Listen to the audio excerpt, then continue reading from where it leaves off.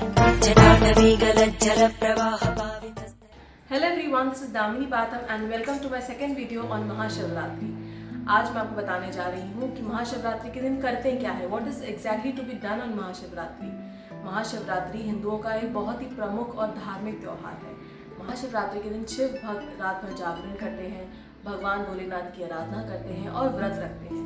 But आज मैं आपको बताने जा रही हूँ कि दिन की शुरुआत आप कैसे करें, महाशिवरात्रि के दिन करना क्या है एग्जैक्टली, एंड दिन की शुरुआत कैसे की जाए, फास्टिंग अगर करते हैं तो क्यों किया जाता है शिवरात्रि के दिन, एंड फास्टिंग कैसे की जाती है, एंड सबसे इम्पॉर्टेंट चीज़ महाशिवरात्रि की पूजा कैसे की जाती है। आइए आज जानें। सबसे पहले आपको सुबह शीघ्र उठकर स्नान करना है। अब स्नान कैसे करना है ये आप ध्यान से सुनिएगा।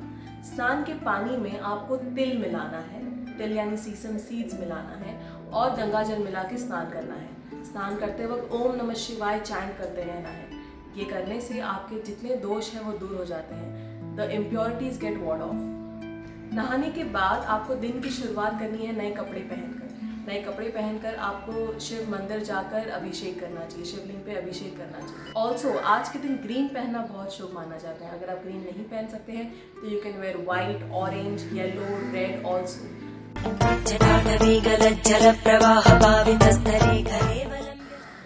We fast to detox, to purify our body, soul and mind. हम अपने तन, मन और अंतः मन को प्योरीफाई करने के लिए, शुद्ध करने के लिए व्रत रखते हैं।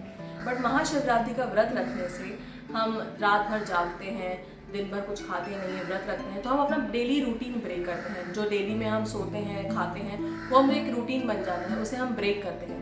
ऐसा करने से we get control over our senses, हमारी इंद्रियों पे, हमारी इच्छाओं पे हमारा कंट्रोल आ जाता है। ऐसा करने से हमारा जो फोकस है, मेडिटेशन करने के लिए जो फोकस है वो ज़्यादा बेटर हो पाता है, और इसी तरह आपके इरादों और आपकी प्रार्थनाओं में मजबूती आ जाती है।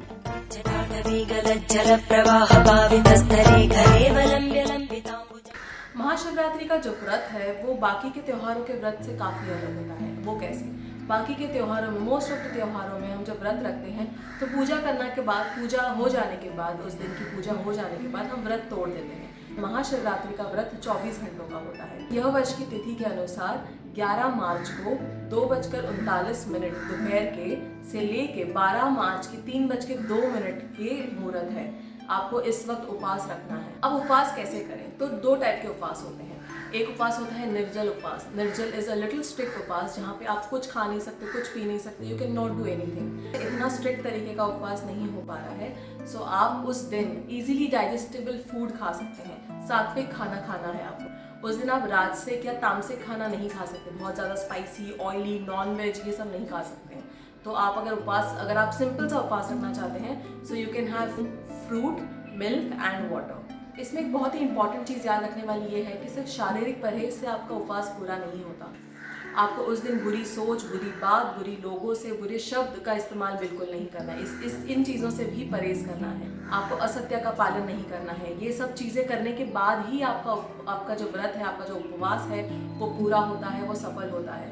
अगर आप सारी चीज़ों का काफ़ी अच्छे से पालन कर रहे हैं, अगर आप कुछ नहीं खा रहे हैं पर आपकी सोच में कुछ बुरा चल रहा है या आप कुछ बुरे शब्दों का इस्तेमाल कर रहे हैं, तो आपका उपवास कभी सफल नहीं होगा। प्लीज़ ये याद रखिएगा।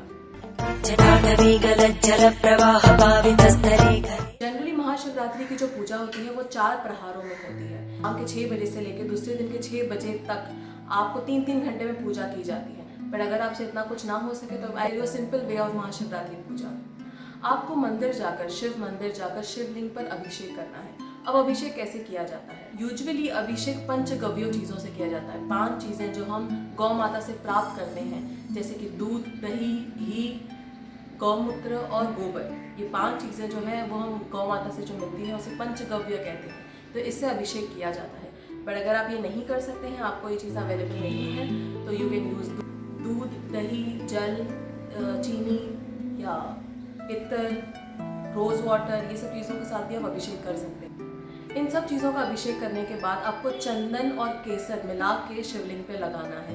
इसके बाद आपको बेल पत्ता और सफ़ेद फूल शिवलिंग पर अभिषेक करना। अब इसमें कुछ चीज़ों का ध्यान रखें। शिवलिंग की पूजा और बाकी भगवानों की पूजा में बहुत फ़र्क है। शिवलिंग में आप ये सब चीज़ें तो चढ़ा सकते हैं जो मैंने आपको बताया। इसके अलावा और भी ऐसी चीज़ें हैं जो आपको शिवलिंग पर बिल्कुल नहीं चढ़ानी है। कुछ चीज़ें जैसे लाल फूल, तुलसी के पत्ते, नारियल का पानी और हल्दी, कुमकुम, ये सब चीज़ें बिल्कुल नहीं लगानी शिवलिंग पे। ये सब चीज़ें शिवलिंग पर नहीं लगती हैं। और उस दिन शंख बजाना, शंख ध्वनि भी नहीं की जाती। इन चीज़ों के अलावा आप बहुत सी ऐसी चीज़ें हैं जो आप चढ़ा सकते हैं, जैसे वस्त्र, मिठाई, बेल फल, बाकी के फल एंड फूल, बहुत कुछ चढ़ा सकते हैं। इसके अलावा आपको और एक चीज़ का ध्यान रखना है कि आप जब से ये विधि शुरू करते हैं, जब से आप पहला अभिषेक करना शुरू करते हैं, तब से you should be continuously chanting Om Namah Shivaya, ओम नमो भगवते रुद्राय नमः। ये इसका आपको चैंट कंटिन्यूसली करते रहना है। ये सब अभिषेक करने के बाद आपने जब अभिषेक कर दिया, पूरा सब आपने बेल पत्ती फूल जब चढ़ा दिया, उसके बाद आपको धूप से, कपूर से या अगरबत्ती से आरती, शिव आरती करनी है। अभिषेक और पूजा हो जाने के बाद आप जब वापस घर पे आते हैं तो ऐसा नहीं कि आपका पूरा दिन खत्म हो गया है। पूरा दिन और एटलीस्ट 24 आवर्स आपको कुछ चीज़ें फॉलो करनी है। जैसे दिन में ओम नमः शिवाय का चैंट करना, महामृत्युंजय मंत्र का जाप करना एंड रुद्र गायत्री मंत्र का जाप करना। ये सब जाप करना बहुत फायदेमंद होता है आज के दिन, very auspicious for the day. And इतना ही नहीं, अगर आप हो सके तो शिव पुराण की जो कहानियाँ हैं वो पढ़ें, शिव ध्यान करें फॉर 24 आवर्स, ओनली 24 आवर्स आपको ये करना है। दिन आपको शिव की आराधना करनी है, शिव भगवान की आराधना करनी है। ये सारी जो भी चीज़ें मैंने आपको बताई, इसमें आपको एक बहुत बहुत इंपॉर्टेंट ध्यान रखना है, and it is a personal request from me to you कि आप जब भी अभिषेक करें, सिर्फ 5 से 6 बूंद, 5 to 6 drops is more than enough. आपको एक प्रतीक के तौर पर चढ़ाना है। इसका मतलब ये नहीं आप पूरा बड़े बड़े कैंस ला के चढ़ा रहे हैं। प्लीज़ ऐसा मत कीजिएगा। Please do not waste milk, do not waste water. आप सिर्फ एक अभिषेक करने के लिए आप ये चढ़ा रहे हैं, प्लीज़ ये याद रखिएगा। And it is a personal request for you to please follow this small thing from my side. Also अगर आप दूध, घी, दही ये सब चढ़ाना नहीं चाहते हैं या आप नहीं चढ़ा सकते हैं, तो ये सब करने की कोई ज़रूरत नहीं, कोई आवश्यकता नहीं, कोई ऐसा मैंडेटरी नहीं है ये सब करना।